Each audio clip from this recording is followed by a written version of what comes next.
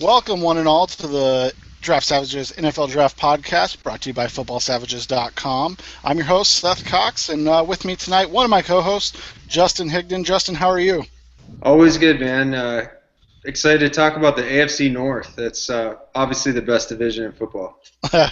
That's right, and we're minus Justice tonight, but this is actually strategic. We're going to try to hit 2 divisions a week for the next couple weeks to power through all the divisions and all the teams in our previews. And so instead of asking Justin and Justice to come on twice a week, I'm going to split them up, and I'll be the one that sacrifices and does 2 podcasts a week. And we're starting with Justin's home division, the AFC North. So he'll naturally talk about the Cleveland Browns and the cluster that they are. Sorry, my son wants to be in the video too. So, Future draft. Yeah, exactly. And then, but tonight we have 2 guests and maybe a third coming on to talk about the AFC North. Our first guest is Jason Markham. Jason, how are you? I'm doing great tonight, guys. How are you all? Oh, we're doing great. Just getting ready for draft season. It's almost here, finally. And Jason is a Bengals fan and writes about the Kentucky Wildcats, which is what his main focus is at this time of year. Sorry about that. But he's also a Bengals writer at CincyJungle.com, the SB Nation site. And Jason, we're going to start off with you tonight. Our other guest, Kurt Popejoy, is with us right now, but he's going to hang on for just a couple minutes. And we're going to start with the Bengals and the fact that, Jason, you guys have 4 picks in the top 100. And when you look at the team peripherally and from the outside, they don't look like they have a ton of needs. How would you break down the Bengals' biggest needs right now? Well, that's just it. In terms of the starting 11 on both sides, they're pretty set. I mean, linebacker is going to be kind of a question with Vontaze Burfict. He had microfracture surgery in January, so it's going to be iffy for him to start the season. I wouldn't expect to see him start the year. You're probably going to have Emmanuel Lemur, Vincent Ray, and Ray Malaluga as your starting linebackers, so that's probably their biggest weakness, but you're just not going to be able to address that in the first round unless you want to take a guy like Bud Dupree maybe and play him at Sam linebacker, keep Vincent Ray and Lemur at the other 2 spots, and then play Dupree on passing downs because they do like to use the nickel packages and his backers off pretty much for their base defense. So that's really their one weakness, I would say. All the other positions are good in terms of the starters. The problem is depth. They don't have a lot of depth at really a lot of spots, and they've got a lot of guys whose contracts are up next year. They've got an abnormal amount of guys who are going to be free agents. You've got both your starting safeties. You've got 2 of your linebackers. You've got 2 of your starting receivers. You've got possibly 3 offensive linemen if they don't pick up Kevin Zeitler's 5th-year option. So what they are probably going to look to do in the first round, maybe even the first couple of rounds, is get guys at positions where they're probably not going to need them to play at all as rookies, but then possibly step into starting roles next year because you're going to have probably a couple of starters leaving next year to sign deals elsewhere.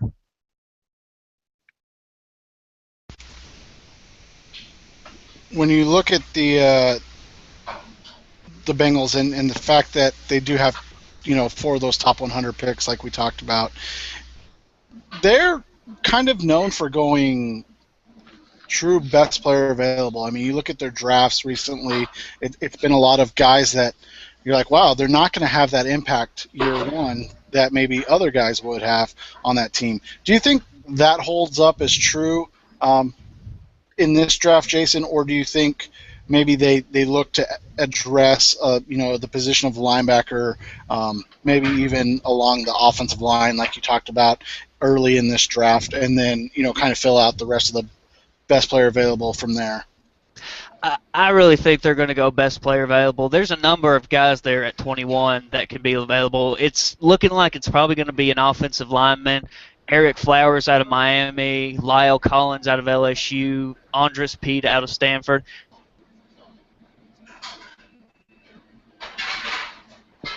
Hey, Jason, you There's mentioned. good offensive.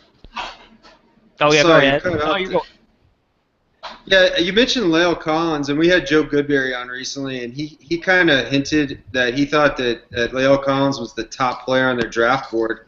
Um, you also mentioned Eric Flowers. To me, that seems like a couple of guys that the draft Twitter community seems really high on, but they're both fairly unathletic when you look at the metrics, the athleticism scores. Are the reasons that they would be targeting guys like that, or particularly those two guys? Well, you just kind of described Andre Smith, their right tackle. I mean, ever since his combine, everyone's always known that that guy, he's a road grader, but he's not very athletic. And I think even though both tackles are going to be up, including left tackle Andrew Whitworth, I think they're more planning on Andre to be gone next year. I think they believe that he's going to go get a big deal somewhere else. So they're planning on getting a new right tackle. I think that's why they want like you said, a more big road grader, unathletic guy like Collins, like Flowers, who they can maybe even play at guard as rookies because, again, you got Zeitler and Bowling at the guards, but you've not got really anything behind them. So you keep Collins at guard and even tackle in case Smith or Whitworth get hurt, and then you put him in Smith's spot at right tackle next year. It was interesting to me that I saw today, probably for the first time that I could remember, was Leo Collins was being worked out by some teams at center. So looking at your Bengals roster there, is it possible that he could end up finding a role as a center right away early before moving into one of these other positions down the road? I think it's possible, but again, I think they're going to plan on him playing at right tackle or maybe even one of the guard spots because they know that they're going to have a free agent there next year, a possible hole there next year. They really believe in what they have as their starting offensive line right now, and they're going to try and keep it mostly the same this year. I don't think they're going to have much competition at center. I think ultimately Collins, if he gets drafted, he'll kind of start out at guard and then move to tackle as time goes on.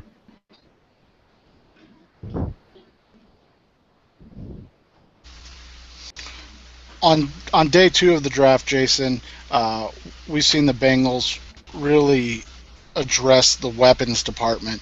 Is that something that you can continue to see in this draft for the Bengals on day 2? Absolutely. There's going to be some nice options in the second round. I think you're going to see them take a receiver in the second round. I think between Marvin Jones and Mohamed Sanu, both of them being free agents, there's a good chance one of them's going to leave next year. But beyond that, Sanu's just been inconsistent to this point. You can't really rely on him as even a top 3 option. And Jones, as good as he was one year, he's been injury prone the other 2 years. So can you really count on him? You need another guy next to Green that you can count on, and they just don't have that right now. And looking at the guys that could be available in round 2, I'm looking at guys like Nelson Aguilar at USC.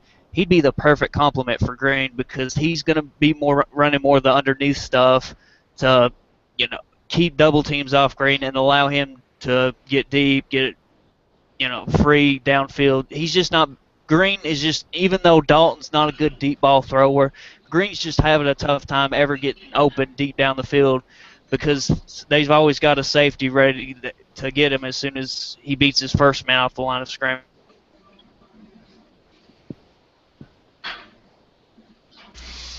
And if you safety, you're that second guy away. Jason, to kind of end our time, and we appreciate your time and coming on with us and talking a little bit about the Bengals. Who are some day 3 guys that you personally are interested in seeing the Bengals go after? Chris Conley from Georgia is the one that really stands out. They've already, I believe they met with him at his pro day. They met with him at the NFLPA Bowl. We actually had our guys up there, and they got to interview him. And the Bengals obviously love guys from the SEC, but they really love guys from Georgia. And the good thing about Conley, he's not really athletic. He's not a speed guy. None of his measurables are really going to jump off, but he was a good red zone target and that's something the Bengals really need from one of their other receivers. And I think that's going to be a guy they target. I think round 6, maybe round 5. Some other guys, Marcus Murphy, the running back slash receiver from Missouri, he played mostly running back in college, but he's so small he's going to have to play more receiver in the NFL. But he's an electric returner, and that's what they need with Brandon Tate is still unsigned. So they're going to have to get a returner at some point in the draft. Um, Other than those two, I think another guy like Jeff Heuerman from Ohio State, the tight end, they're going to need someone to pair next to Tyler Eifert if Jermaine Gresham doesn't re-sign, and Heuerman would be a good option there. And so those are 3 guys I'm really looking at on day 3 that I think immediately could come in and contribute. Awesome, Jason. Well, we appreciate your time, and we'll have you guys back on and after the draft, and we can discuss what the Bengals did. So appreciate it, and have a great day. Thank you all. Have a wonderful night. Thank you. That was Jason Marcum. You can follow him on Twitter at Marcum, Marcum 89, and he covers the Bengals, like I said, with Cincy Jungle, and he's also a huge Kentucky Wildcats fan, so this time of year is a big time for him. Next up, Pittsburgh Steelers, and one of the best draft guys on the Twitter, but also one of the better just Steelers follows in general, and that's Kurt Popejoy of BleacherReport.com. Kurt, how are you? I think we may have lost Kurt here for a second.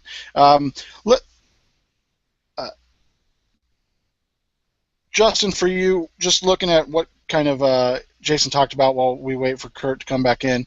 Oh, maybe. Hey, Kurt. Hey, what's going on? How's it going, man? I just introduced you, so act like you heard that. And then just looking at the Steelers and a team that has, I feel like, addressed their needs in the last couple of years, and they just haven't seen those picks pan out. There's been a lot of injuries for their draft picks. How would you rate their needs heading into the 2015 NFL Draft? Well, I think 2015 is all about rebuilding the defense. I think they've missed on some picks. They've missed on some players, and I just did a piece, kind of a pre-draft, predicting the starting lineups and how the draft could affect those. And honestly, I don't see any rookies really coming in and affecting offense a great deal. I think the offense is pretty set. I think the offensive line really came together, played well toward the end of the year. The wide receivers are in place. Obviously there's question about whether Le'Veon Bell is going to start the season suspended. They signed D'Angelo Williams to kind of cushion that blow a little bit. But Pittsburgh's another one of those teams that rarely gets return on their investment rookie year, especially on defense. You typically have to wait at least a year before you start seeing that. But we're 2 years, 3 years into some of these projects, and we're just not seeing Jarvis Jones make the jump that he's supposed to make at this point as a first-round pick.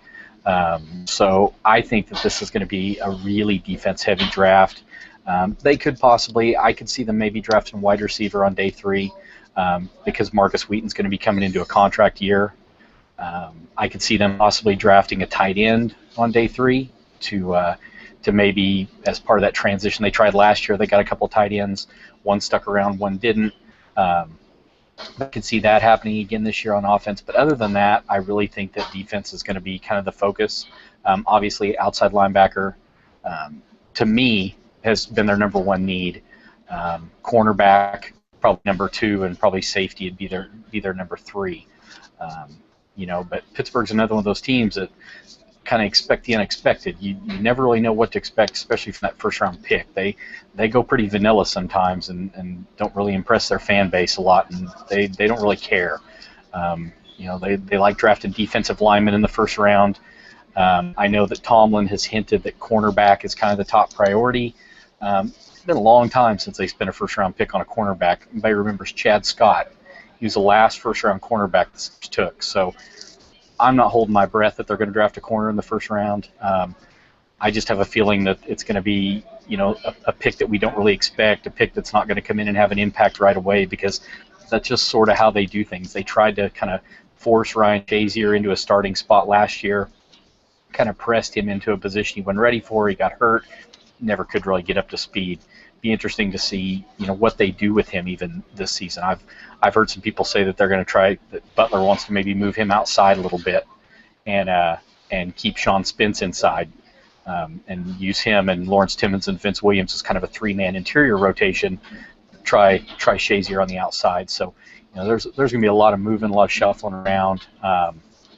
It's hard to say, but all the focus is on the defense right now. Hey, Kurt, you mentioned a couple guys there, Jarvis Jones and Ryan Shazier, and from an athletic metric standpoint, those two prospects couldn't be more different. Jones on the low end of things, kind of looking back now, it's almost surprising that he was a first-round pick, and then Shazier on the high end of things, a really high spark caliber athlete. Is the gravitation towards Shazier, is that going to be a trend, do you feel like, or is that just kind of random, like happenstance, that they go from one extreme to the other in 2 years? I think that the Jones pick created the situation with Shazier. I think they realized we sort of fell in love with Jarvis Jones's film and the statistics, and then we realized that he's not very big, he's not very strong, he doesn't deal with the physical side of the game very well. You go back and watch most of his sacks came on kind of busted plays and kind of effort plays rather than just coming off the edge. So I think they looked at Shazier, and I think they looked last year too at how many plays over 20 yards they gave up. In 2013, Steelers gave up a ton of 20-plus yard plays. So they want to get faster on defense. Obviously, didn't work the way they hoped. They still gave up a lot of 20-plus yard plays this year. A lot of that had to do with the back end. The safety play was terrible. Mike Mitchell was terrible. Troy Polamalu is kind of a shadow of his former self at this point. Cornerbacks aren't very fast.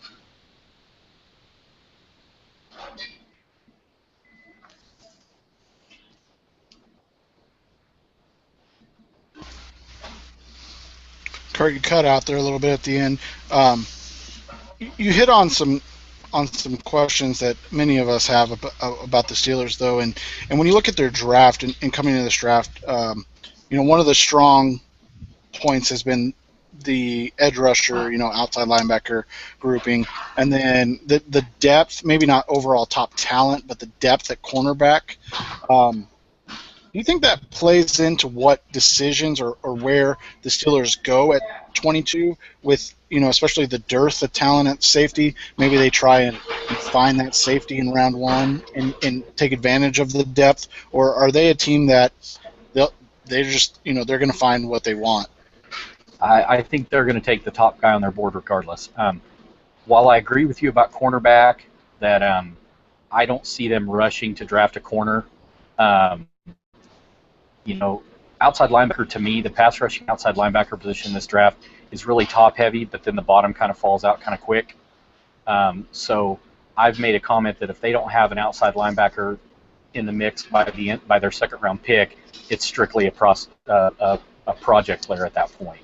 So if they're happy with Arthur Motes and James Harrison being their starting outside linebackers for this year, then they won't even consider a pass rush outside linebacker.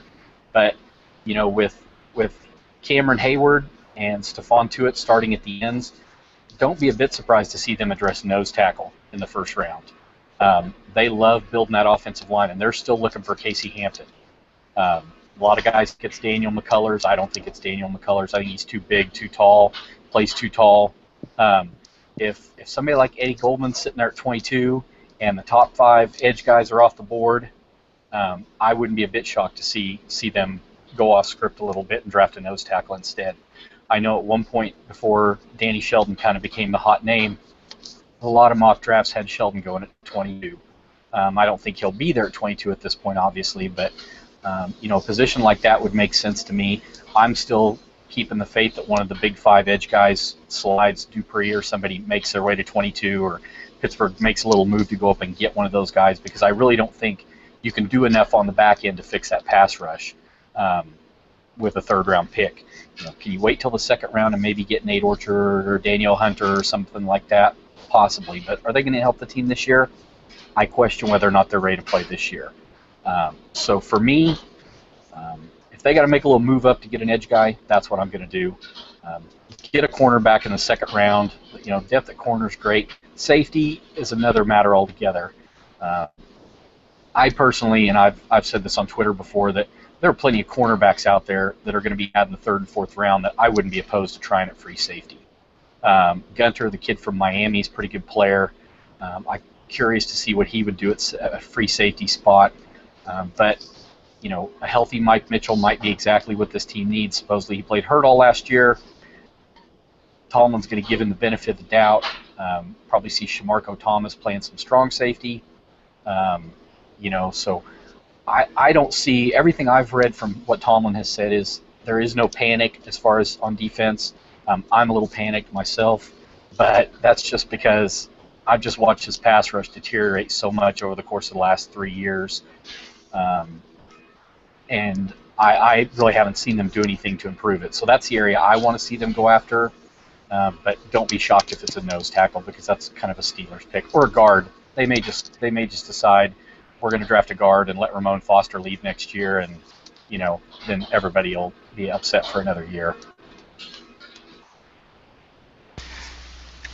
Kurt, just curious, not sure if you're going to write about this or not, but who are your big five at the pass rushing spot that you keep talking about? Well, I think you've got Vic Beasley, you've got Dante Fowler, you've got Shane Ray, you got Randy Gregory, and you got Bud Dupree, and those are my five. After that, to me, there's that next group. I think Eli Harold and Nate Orchard and Hunter and guys like that kind of fall in that next group. I know a lot of people are kind of down on Dupree because he's a little bigger, but I think that Kevin Butler wants that. I think that he wants to bring in some bigger rush guys on the edge. He's going to use more of those hybrid fronts. They want to get McCullers on the field, and the best way to get him on the field is to put him next to another tackle. So those are my five guys. Obviously, Shane Ray, Randy Gregory. I'm sending a piece in tonight about how I'm pretty leery of them as prospects at this point for different reasons. But if they could get Dupree, obviously guys like Fowler and them are going to be out of reach. I don't see a big trade up or anything. So Dupree's kind of my guy that I'm hoping can last even into the late teens, and they go up and get him. But those are my five, and after that, I don't have a first-round grade on any of the other edge guys.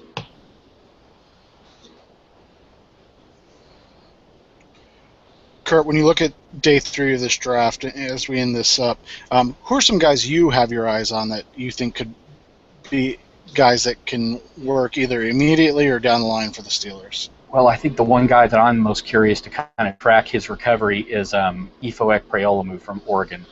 I think that he's going to slide a little bit because of his recovery, but he's a guy that I've kind of targeted since the start of the season before he got hurt. If somehow they could get him on day 3 to kind of tuck away, make it easier to cut ties with Cortez Allen at the end of the year, he's a guy I really like. I like Hackett, the safety from TCU, a lot. I like Julian Wilson. He played corner and safety at Oklahoma. He's a guy that's coming off an injury as well. I actually like Xavier Dixon, the outside linebacker from Alabama. I think he's a kid that doesn't get a whole lot of press because he's not super athletic and that sort of thing, but he's really productive.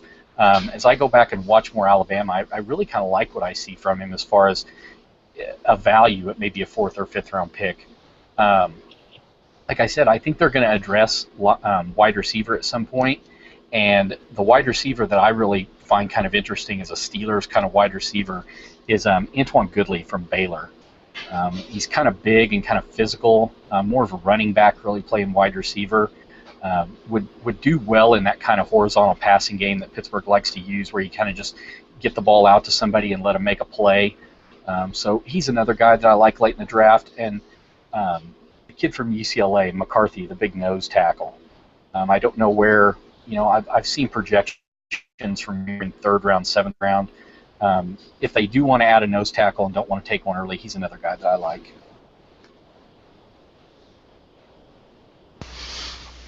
Well, that's awesome, Kurt. I appreciate your time coming in, talking Steelers with us.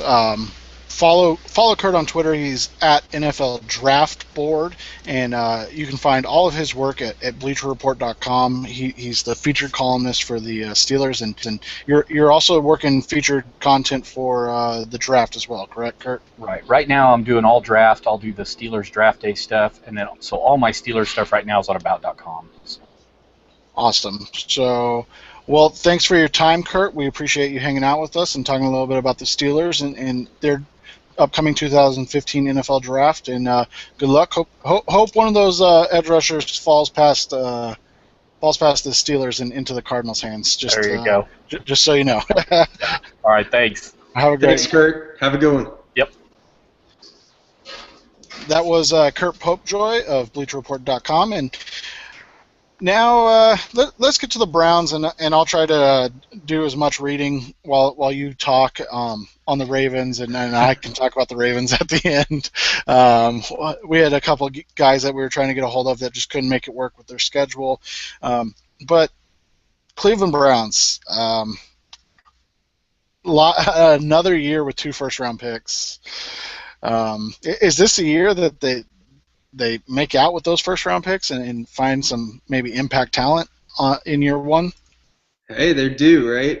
I mean, I don't know what they're going to do. Ray Farmer really had, I thought, a pretty good draft last year, except for the first round. But, of course, that's the worst possible round to blow, especially when you got 2 first-round picks. And you've got some things that kind of seem out of control, like out of the team's control anyways, as far as, Manziel's partying got to a point where he ends up in rehab. I think everyone clearly knew he was a partier, but maybe not to that extent. And then there was all kinds of issues, rumblings about immaturity and being late to meetings and things like that from Justin Gilbert. So Ray Farmer just absolutely can't afford to botch these 2 first-round picks or even have a hiccup like he did last year. I mean, there's still time for those guys to turn it around, but Farmer, in the court of public opinion, he can't even afford to have that kind of slip up. So, but what are they going to do with those picks? People are talking about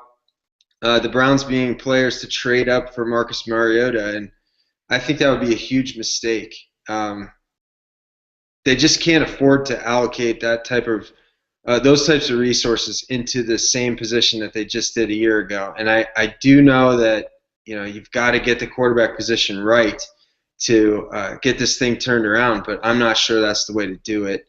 And I frankly think Mike Pettin and his style of coaching, his coaching staff would probably prefer to roll with Josh McCown, hope Manziel gets his head together, and then maybe draft a quarterback sometime in the 2nd or 3rd round. I know they've had meetings with Garrett Grayson, so that's not a sexy pick. That's not a great way to. That might not be a great way to appease the fans, but that's something that I think they'll look at.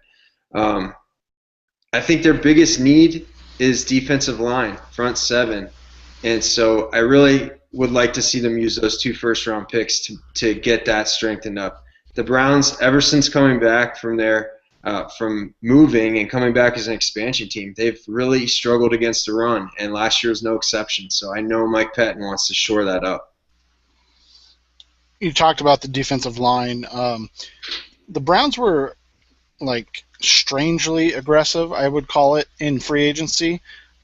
Everything was so anti-Browns, what they've done in the past, where they look to make splashes, and all of a sudden they're making, heady kind of value pickups with Dwayne Bowe and Brian Hartline, and obviously they talked about Josh McCown.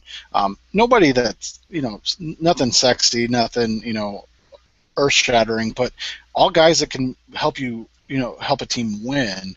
When you look at that, does that maybe change the needs of the team? I mean, this wide receiver, because that was what it was. Everybody still is mocking a wide receiver and a defensive lineman to the Browns in round 1. Does that take them out of wide receiver, or are they still in on wide receiver if Kevin White or Amari Cooper fall to 12? Yeah, I think they're still in if the guy that they have their eyes on falls to them at 12. I mean, there were some players they tried to acquire the last couple of years, and last year in particular, Brandon Cooks was a name that came up as far as Farmer being interested in trading for him. They were interested in Sammy Watkins, but of course Buffalo gave up the 2015 first rounder to move up, so they liked that deal better than the player. I think that receivers in play. I like the signing of Dwayne Bowe. The signing of Hartline's okay. You know, he kind of fits in where Miles Austin left off last year, and Bowe gives them some on physicality. Yeah, right. But you know, I think they'll be in play for receiver, but I still think that's more of a day two target for them. That's I think another year where that's a really deep position and where you can find some talent at receiver.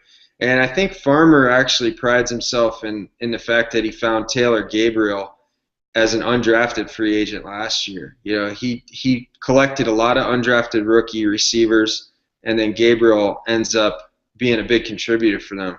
I would be a little bit surprised if the pick at 12 or 19 is receiver, especially some of the names I've seen, like Devontae Parker. I keep seeing at 12. I don't know that they're as high on him as some people are, and I know I'm not as high on him at 12. If Kevin White's there, I think they have to seriously think about it, though.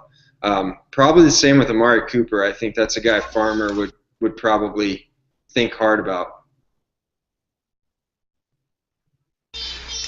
Defensive line-wise, Danny Shelton's been basically penciled in on every mock draft. Sorry, another kid interruption in here. Danny Shelton's been penciled in on every mock draft to the Browns.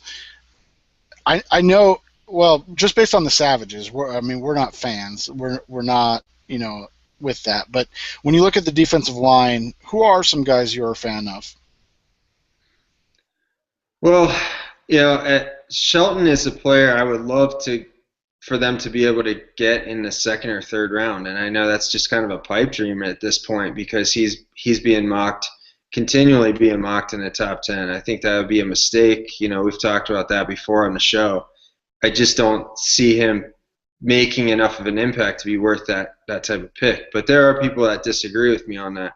I know that some people I trust and respect really like Malcolm Brown. I like Malcolm Brown's productivity. I like his makeup, but I don't think he's a nose tackle. I think he's more of a three technique. So he's an option. It's not like they couldn't use a guy like that, but I don't think that really solves the nose tackle problem. And I know Mike Pettin really wants to get that nose tackle position solved at some point. They signed Randy Starks. I think that's kind of a stopgap move. Another player they might be interested in is Jordan Phillips. He kind of scares me. Wasn't super productive. He's got a bad back. I would have loved Sean Oakman to declare for the draft and let Mike Pettin kind of mold that piece of clay, but that didn't happen. So they might look at Eric Armstead as kind of the next best thing. I kind of hope they don't.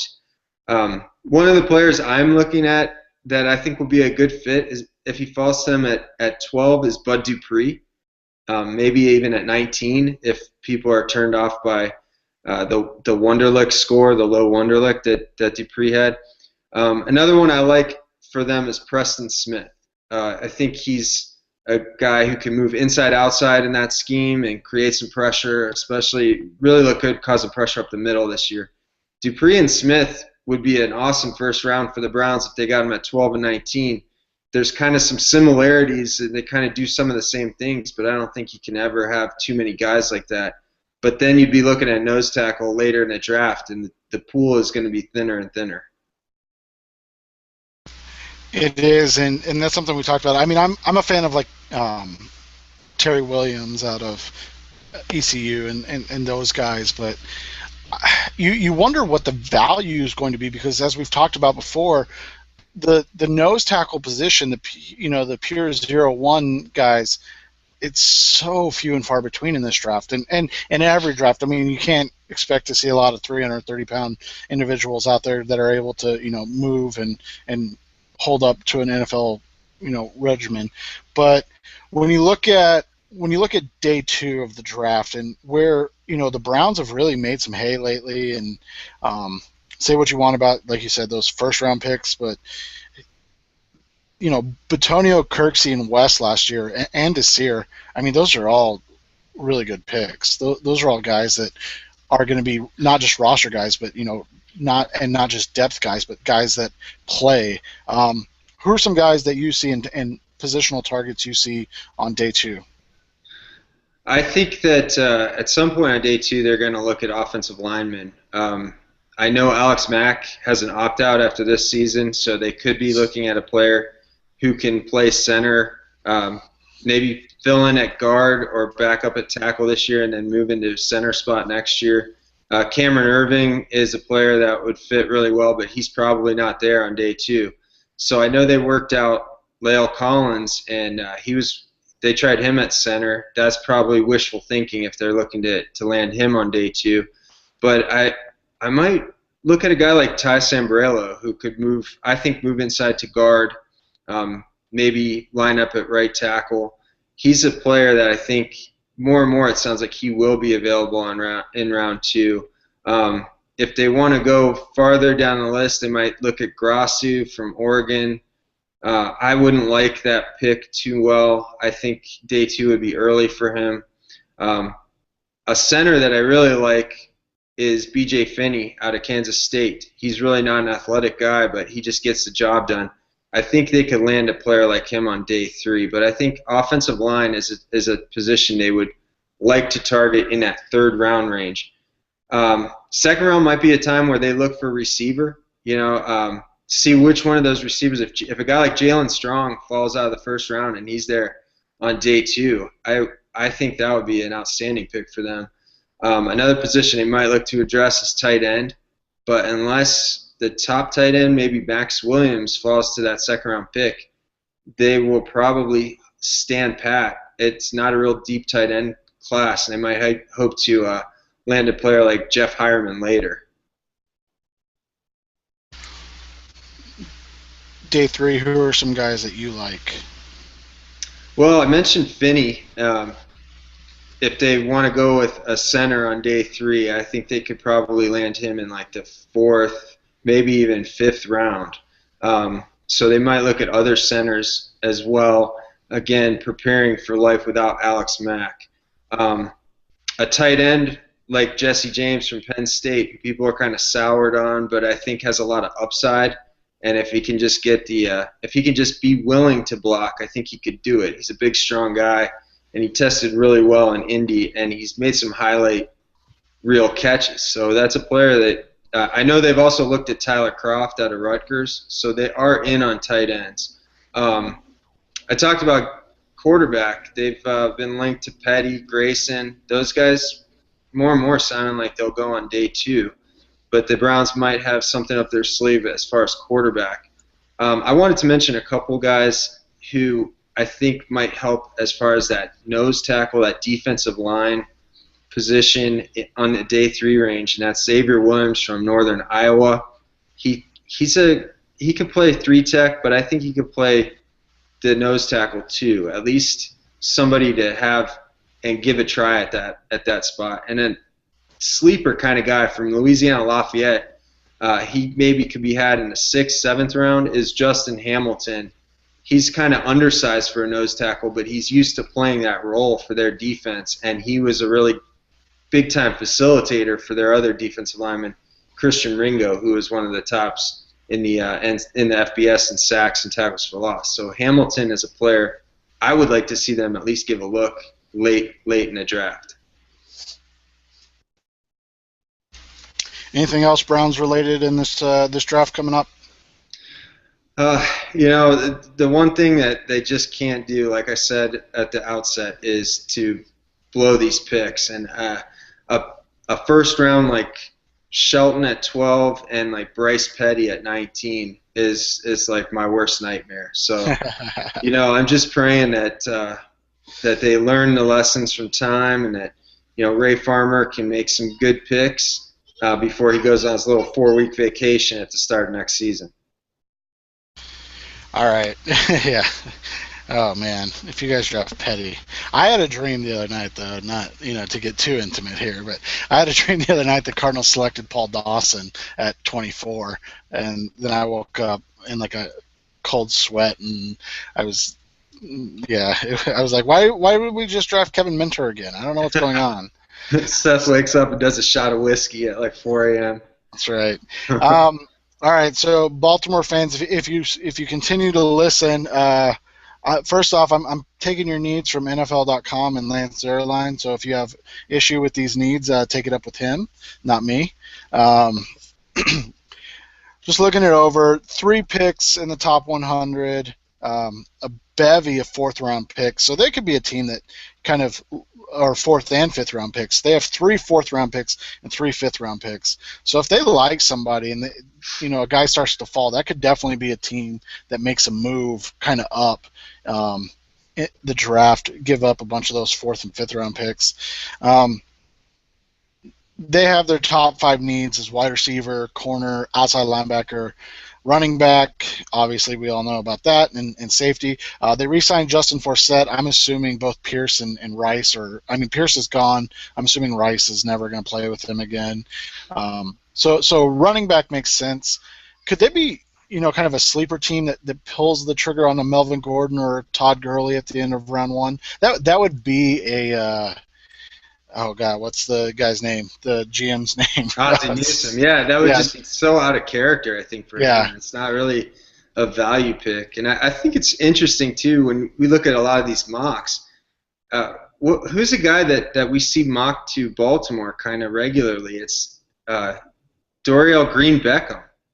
Would that be like the most tone-deaf draft pick of all time, a year after having to cut ties with Ray Rice? So, just a complete train wreck of a PR nightmare going into last season, and then to go turn around and roll dice like that. I just think both of those picks, whether they go with a running back, which isn't a good value, or with a huge character risk, I just think that would be so out of character for Ozzie.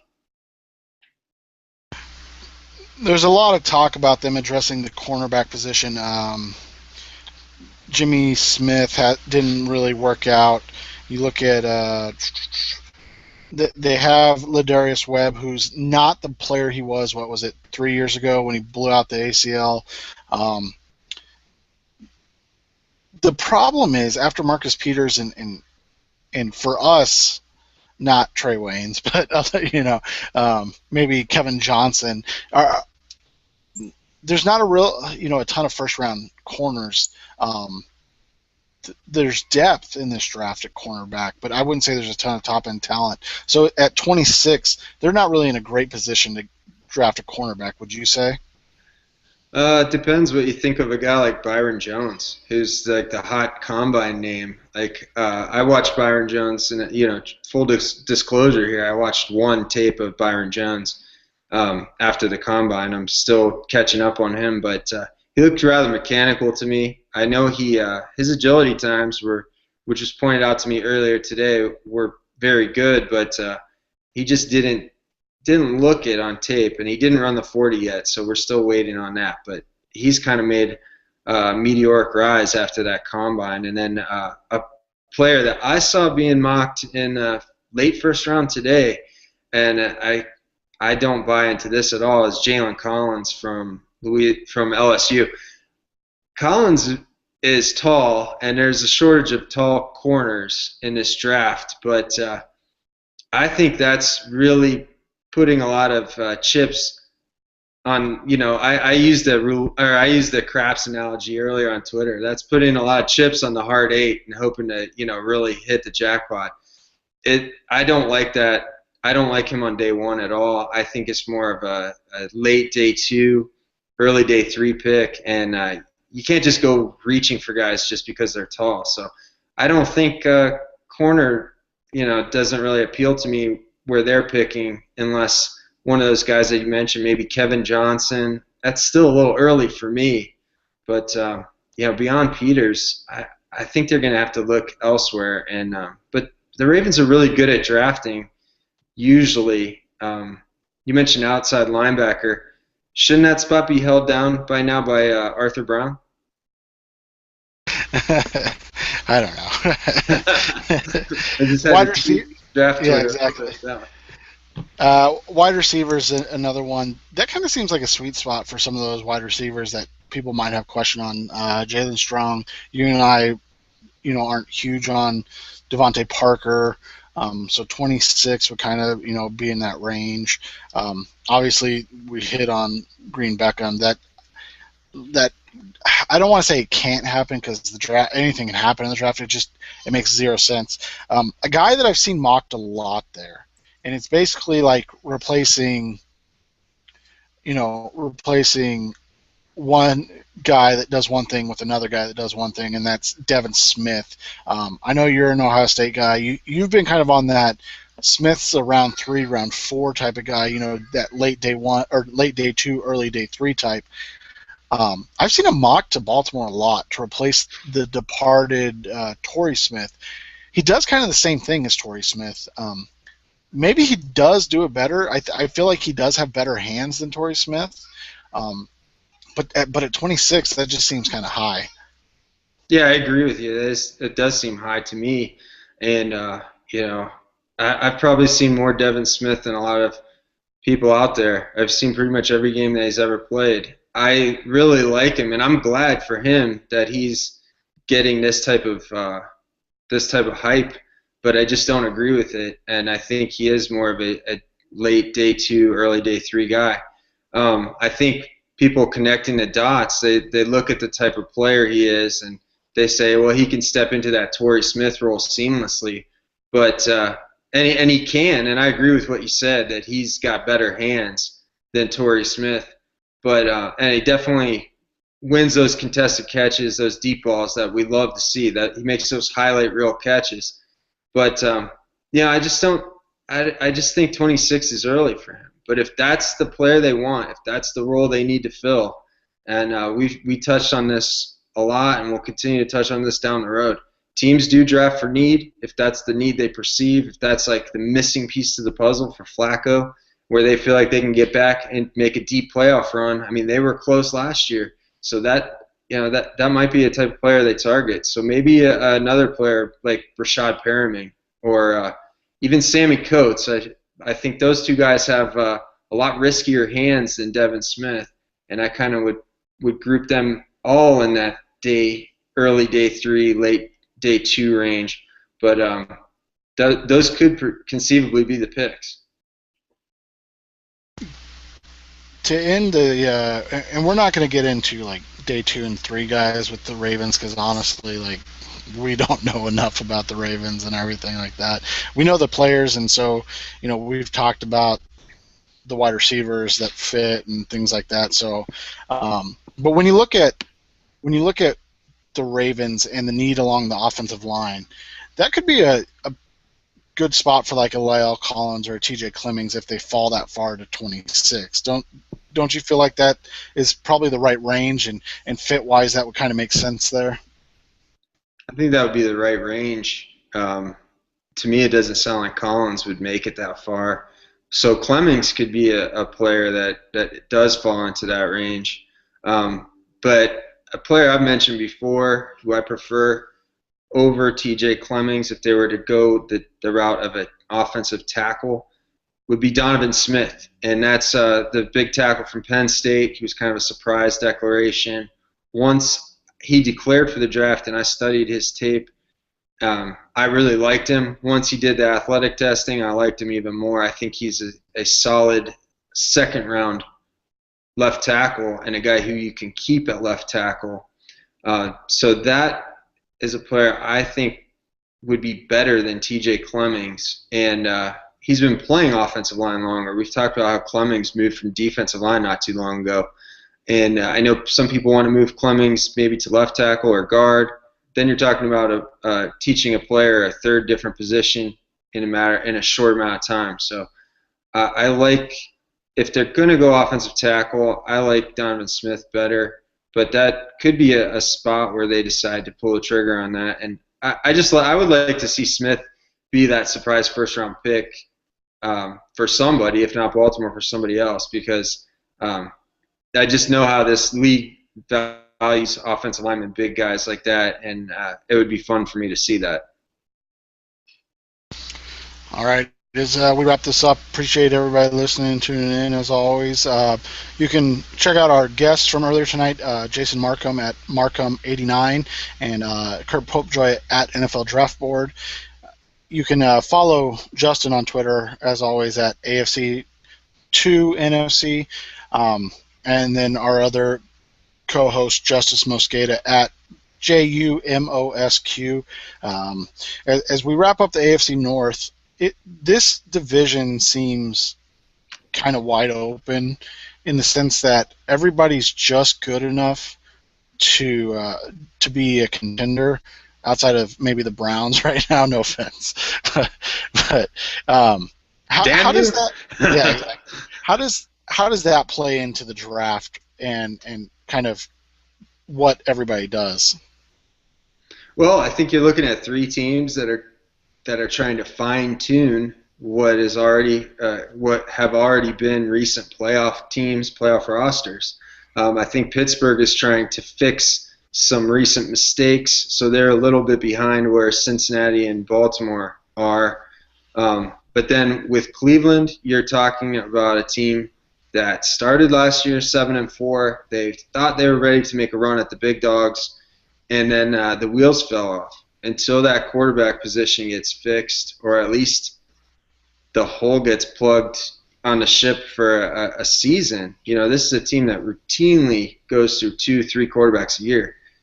Until they really get some stability there, they're not going to be able to compete with those other three teams in their division. So there's three teams looking to, kind of tune up and get ready for a playoff run, and there's that one team that's just trying to get over the hump desperately, and they've been trying to for a decade and a half now. So different approaches there, but Cleveland does have the ammo early. If they can make it work, then I really like Mike Pettin as a coach, and I think what he did last year, at least early on, was impressive, and I think he's got the goods to get them to make them competitive if they can get the right players. All right. Well, thank you everybody again for listening in. Draft Savages will try to be back on Wednesday to do an NFC North preview. I've talked to Arif Hansen already, and so he should be in. Justice, of course, and Packers Talk. So looking a little bit on trying to find a Lions and a Bears guest, so we'll get to that as we can. As always, subscribe on iTunes and on Stitcher Radio, and always hit up footballsavages.com for the most unique and interesting NFL and football talk that you'll find anywhere on the interwebs. So thanks to all our guests again, and we'll do this again next week at the latest. So thanks, Justin. Yes, sir. Good night, everybody.